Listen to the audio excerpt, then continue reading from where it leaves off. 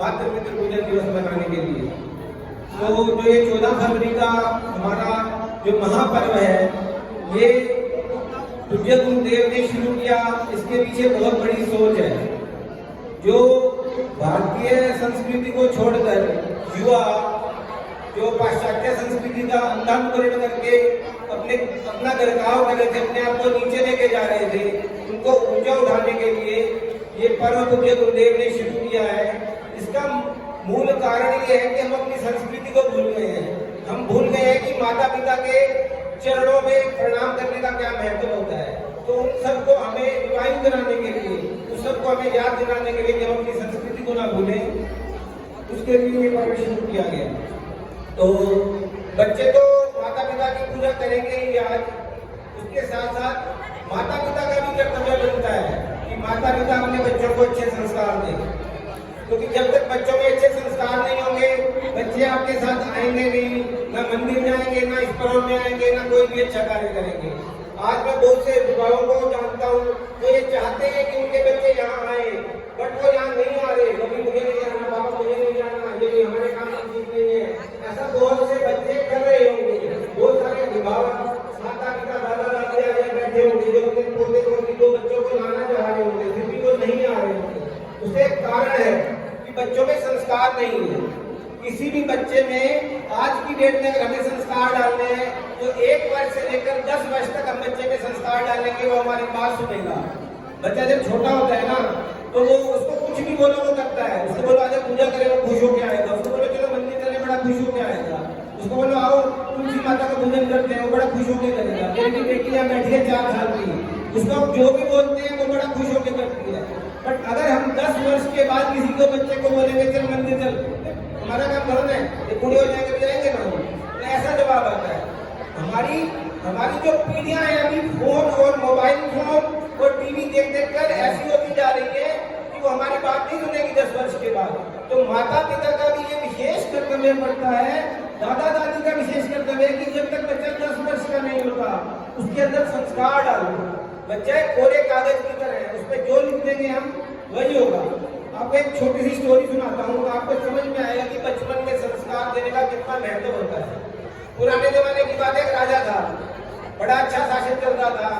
उसको एकाएक पता चला कि एक बहुत बड़ा गुंडा भी पैदा हो गया मेरे देश में, जो हर जगह कत्लेआम मचा रहा है, लूटपाट कर रहा है, जहाँ जाकर किसी को मार देता है। तो राजा को बड़ी हैरानी हुई। राजा ने बहुत कोशिश की, वो गुंडा नहीं पकड़ा गया। तो राजा ने उसके ऊपर इनाम रख दिया कि 1000 स्वर्ण मुद्राएं दी जाएगी जो इस गुंडे को पकड़ेगा। गुंडे को पकड़ने की कोई भी खबर देता, वो गुंडा उसी को मार देता था। इतना उसको आतंक हो गया कि राजा भी डरने लग गया था उससे। तो राजा ने एक विशेष टीम बनाई जिसने उस गुंडे को पकड़ लिया, आखिर जंजीरें बांधकर उसको लाया गया राज्य में, राजा के सामने पेश किया गया। राजा ने उसको दंड दिया कि इसको मृत्यु दंड दिया जाएगा, आज से 21 दिन बाद इसको फांसी दी जाएगी।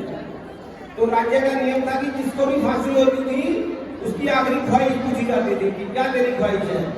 उससे पूछा गया बेटा तेरी क्या ख्वाहिश है आखिरी, तो मरने वाला है 21 दिन के बाद। उसने बोला मुझे मेरी माँ से मिलना है, मुझे मेरी माँ से मिला दो। तो कहा इसकी आखिरी ख्वाहिश है। इसकी माँ को बुलाया गया, कहता मैं अपनी माँ से अकेले में मिलूंगा, मेरे सामने कोई नहीं होगा, मुझे अपनी माँ से कोई बात करनी है विशेष। उसकी माँ को बुलाया गया, माँ आई, माँ के थोड़ा पास में आया। जैसे ही माँ उसके पास में आई, उसने अपनी माँ के नाक को इतनी जोर से काट लिया कि माँ का नाक का एक हिस्सा अलग हो गया। राजा को इतना गुस्सा आया कि तू बाकी लोगों का तो कत्ल करता ही था, तूने अपनी माँ को भी नहीं छोड़ा, ऐसा तू नीच इंसान है। राजा ने उसको बुलाया कि सारे दरबार में पूछा गया कि तू इतना घटिया आदमी है कि उसने अपनी माँ का नाक काट दिया, इसका क्या कारण है।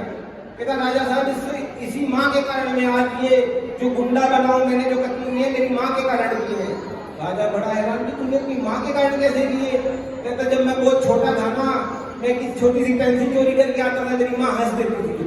मैं कोई किसी को पीट के आता था, मेरी माँ खुश हो जाती थी, मेरे को शाबाश देती थी। मैं कोई गलत काम करता था, मुझे शाबाश देती थी। मुझे बचपन में ऐसे गंदे संस्कार पड़ गए जिसकी वजह से मैं बड़ा होकर इतना गुंडा बना। अगर मैं छोटी सी गलती करता, मेरी माँ मुझे मार देती उस टाइम, तो आज मैं इतना बड़ा गुंडा नहीं होता, मैं भी एक अच्छा इंसान होता। तो हम इसे सीख सकते हैं कि माँ बाप के संस्कार कितना काम करते हैं। जो बहन बता रही थी कि युवा सेवा संघ के भाई 30-40 भाई आज खड़े हुए हैं, कोई ये अपने बंधुदेवर नहीं है। माता पिता के कुछ संस्कार होंगे, दादा दादी के कुछ संस्कार होंगे, जिससे ये सत्संग में आ पाए। आज की डेट में किसी बच्चे को बोलो ना चलो सत्संग में चलते हैं, वो कैसे नाक चढ़ाएगा, वो पब में जाना पसंद करेगा, वो घूमना पसंद करेगा, बट वो संस्कार सभा में नहीं आएगा, वो सत्संग में नहीं आएगा, क्योंकि उसको बचपन से संस्कार नहीं पड़ेगा। तो मेरी सब अभिभावकों से, बच्चे तो मना ही नहीं है मातृ दिवस, हमारा भी कुछ कर्तव्य बनता है कि हम अपने बच्चों को बचपन से संस्कार दें। अगर आप आज 14 वर्ष के बच्चे को बोलोगे अपने को जिसको संस्कार नहीं मिले कि आओ बेटा चलो मातृ पूजन दिवस मनाने चले, वो नहीं आएगा आपके साथ। तो 1 वर्ष से अपने बच्चे को संस्कार देने शुरू करें हम लोग, तभी हम अपने बच्चों से एक्सपेक्ट कर सकते हैं कि वो बड़े होकर हमारी इज्जत करेंगे। तो बस आप सब लोगों से एक गुजारिश करूंगा कि बच्चों को पहले बाल संस्कार में डालें, फिर युवा सेवा संघ के साथ जोड़ें, इससे सब लोग मिलकर ये मातृ पूजन दिवस के कार्यक्रम को और भव्य बना सकेंगे। धन्यवाद। सुरेश को बहुत बहुत धन्यवाद, बहुत अच्छी बातें उन्होंने हमारे साथ शेयर की। और वो बता रहे हैं उनकी बेटी भी आई है यहाँ पर, उनकी फैमिली के साथ जो आए हैं तो और भी बढ़िया है। तो अब मैं आपके और बच्चों के लिए ज़्यादा देर नहीं रहूँगी। हमारे बच्चे सीलमपुर आश्रम के बच्चे नाटी गाने में तैयार है। स्वागत।